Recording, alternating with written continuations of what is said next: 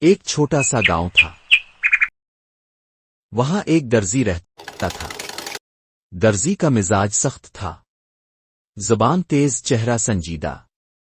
لوگ اسے ناپسند کرتے تھے، کہتے یہ تو کبھی مسجد بھی نہیں آتا، پتہ نہیں کیسا آدمی ہے۔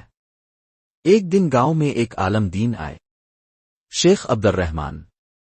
لوگوں نے ان کا استقبال کیا، عرض کی شیخ صاحب ہمیں نصیحت کیجیے۔ شیخ نے نرمی سے کہا پہلے مجھے تمہارے درزی سے ملواؤ۔ وہ سب حیران ہو گئے، وہ تو سخت دل آدمی ہے۔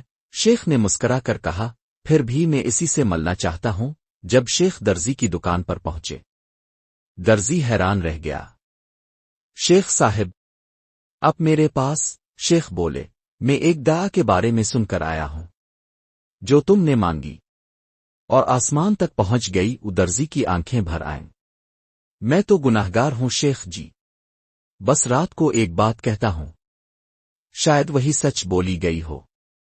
شیخ نے کہا سنا دو وہی بات۔ درزی آہستہ سے بولا اللہ، میرے دل میں میل ہے، میرے عمل خراب ہیں، مگر تاو پاک ہے، تاو مہربان ہے۔ میرے پاس کچھ نہیں، بس شرمندگی ہے اور تیری رحمت کی امید۔ جیسے ایک ماں اپنے بچے، ویسے ہی تاو میرے گناہوں کو دھو دے۔ شیخ کی آنکھوں سے آنسو نکل آئے۔ یہی وہ دعا تھی جسے سن کر فرشتے بھی رک گئے۔ اللہ تمہارے دل کی سچائی جانتا ہے۔ اسی دن سے درزی بدل گیا۔ اب وہ مسجد میں آتا تھا، لوگوں سے مسکرا کر بات کرتا اور اس کے چہرے پر سکون ہوتا۔